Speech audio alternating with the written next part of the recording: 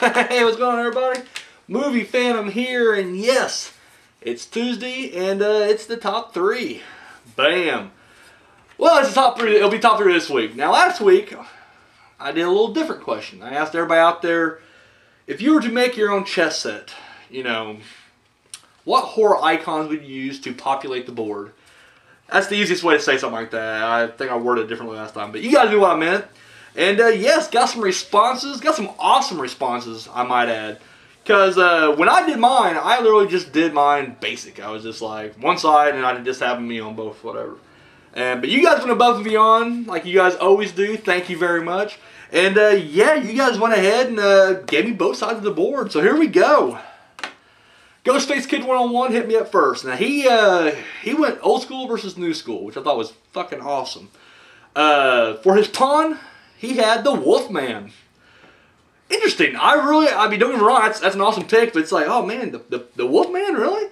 I got to be a little tougher than that, but it's your chess set. I'm down. His rook was Dracula. The knight was the creature from the Black Lagoon. The bishop, the mummy. The queen, the Bride of Frankenstein. And of course, the king is Frankenstein's monster. I guess, you know, instead of saying the Bride of Frankenstein's monster, but you guys get the gist of it here. So that'd be his one side. That'd be his old school side. Now the other side, he got it thrown out, or he got put down as the pawn. Tarman Zombie. I have no idea what that is exactly. Like, if I'm missing a key reference here, but I'm assuming it's a tar man who's kind of he's drippy and shit, and then you said zombie. So, and then his rook was the Ghostface, which he's a huge fan of, hence his name, Ghostface Kid. Knight, also my knight, Jason. Hell yeah. Bishop, Freddy. The queen was the Queen Alien. In fact, I actually thought that for mine. I was like, should I put the Queen Alien down? Like, is that too obvious of a reference there? But he went Queen Alien, which is awesome. And then his king was the Predator. And you know what? I can see that. I can absolutely see that. So, Ghostface Kid, thank you very much. Up next, Guy Dark went pawn, zombie. And now with Sky Dark, he kind of had it where it was like he has them on opposing sides, but they're very almost equal in a sense. And I'll tell you, you know, because when you look at him, you're like, yeah, I can kind of see this. And they actually had to like battle against each other. I can kind of see this. So he had as a pawn a zombie. Naturally, that's what I had for mine. We got rook, Godzilla. Interesting. I like that. I really do. That's pretty cool. We got the knight, Leatherface. The bishop, the tall man. Tall man I want to throw in mine. In fact, that was almost my king. And I was like, and I debated. I debated for fucking hours. I debated for like 10 minutes, but you know, it felt like an hour up here. I ain't gonna lie. I was the queen, Carrie. I can see that, absolutely. And the king was my king, Dracula. And then on the opposing side, he for the pawn he has zombie, but he has the running zombies, and that's cool right there. I like that. You know, a little, you know, remake of Dawn of the Dead. Hell yeah, frightening. Because I'm not gonna lie, I feel like in the zombie apocalypse I would excel until the zombies start running, and then I'm fucked. Like if it's Romero zombies, I'm good. I will outwalk those motherfuckers and I'll be okay. However, as soon as they start running, I'm fucking dead. That's it. That's the end of this guy right here. This Phantom's gone. His rook was the Cloverfield monster. I think he wrote down Cloverfield. I'm pretty sure it's or Clover. But yeah, Cloverfield monster versus Godzilla. Yeah, I can see that. That's fucking awesome right there. Knight Pyramid Head from Silent Hill. I like that. Also has a big ass fucking sword. I just kind of imagine like the knight being knighted. So I don't know who the hell is going to be big enough to knight him with that sword. But now I'll mispronounce this. I've only seen Wishmaster once. Dinge? It's fucking Wishmaster. That's I should just say Wishmaster. I should have just skipped the name. But as the bishop, and I like that too. That's pretty freaking solid. Queen Samara. I like that. From The Ring. And then we got Jigsaw as the king. So, yes. And he's a mastermind. I like that. I really do. I think, because, you know, the king's not going to get out there and get his hands dirty. So I can see Dracula sitting on his throne, you know, fucking sending the guys out doing their shit. But I can also see Jigsaw, like, in his workshop, fucking, you know, he's mapping it, he's getting his strategy down pat and everything. So, yes, Sky Dark, thank you very much. That was awesome. And finally, 13th Wolfman hit me up.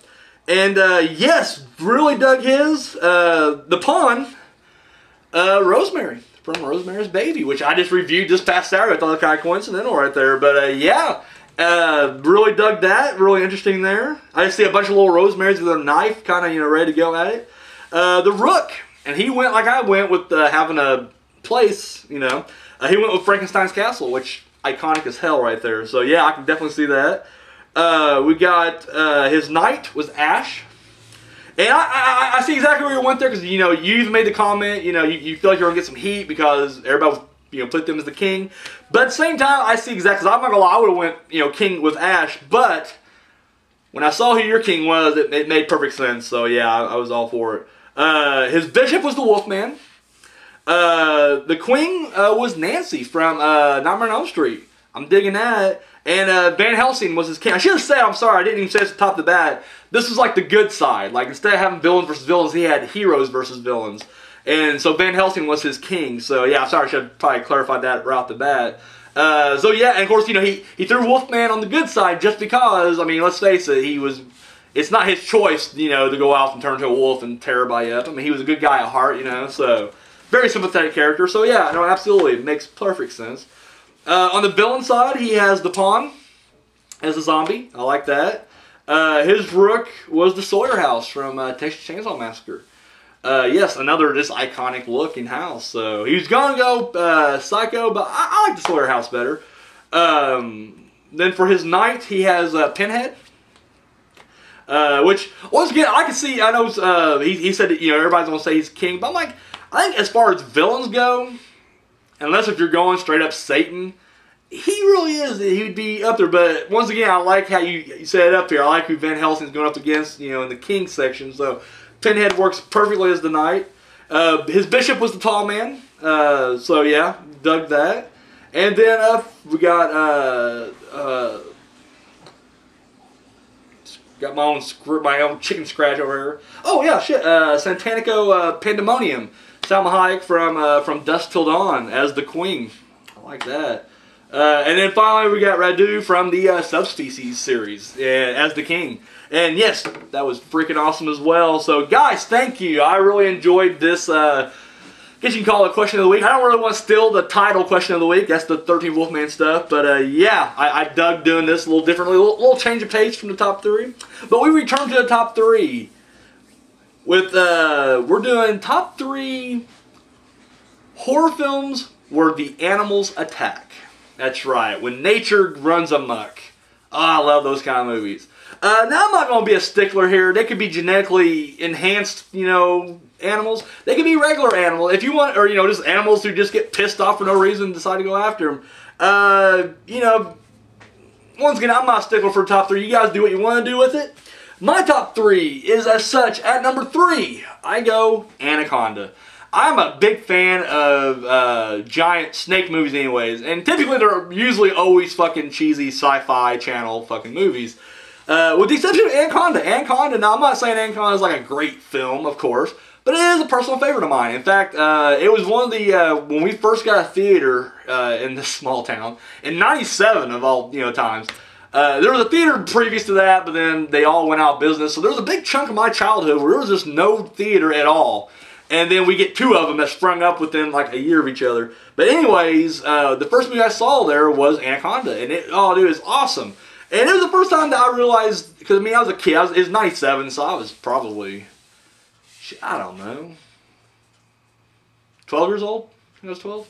So it was the first time that I realized there are just certain films that are better on the big screen. Like, I never really put that together, I guess, at that time. But, like, Anaconda would still be a good movie on the small screen, but it loses its impact, you know. There's a couple of, you know, jump scares in there, and I'm like, you know what, it definitely works better on a big screen. So, Anaconda, number 3. My number 2, it isn't the tough one, because this was originally my number 1, and I kind of did some shuffling around, but I feel like, even though this is considered the better film, I like the other movie better. So, my number 2, The Birds. Alfred Hitchcock. Oh man, fucking awesome.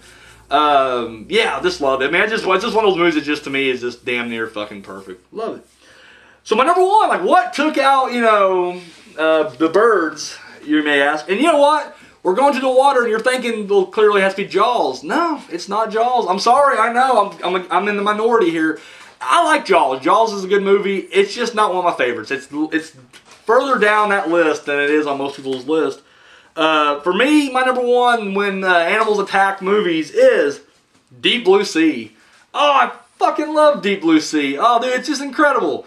It takes my fear of sharks, gives them like, you know, ridiculous, retarded intelligence. Well, not really retarded though, but you know, they're ridiculously smart. I just worded that weirdly. They're super smart, and then they flood the research facility. So now you're like in their world. It's awesome. It's brilliant. Yes, the effects can be cheesy at times, especially like when Sam Jackson bites it. Spoiler alert. It looks really bad. You watch it now, you're like, oh man, that looks ridiculous. It's a fun movie. Fun movie. I enjoy it. It was just, you know, it's brilliant. It has Thomas Jane, LL Cool J. What's not to love? So I want to know, what is your top 3 when animal attacks horror movies? I am just stuttering over this shit. Anyways, when animals run amok, when nature goes wild, however you want to phrase it, top 3 when animals attack movies. So, you know how to do this, guys? You can leave the comment right down below. Oh, right there. Of course, you can leave me video response. And when you get down to your video response, take the little tag up there, the little address, copy, paste it, and then you paste it right down here. Just bam! And I'll get to see it. I'll be able to check it out. And then, of course, for everybody who follows me on Facebook or Twitter, hit me up over there. So, top 3 when animals attack. I'm the Movie Phantom, and I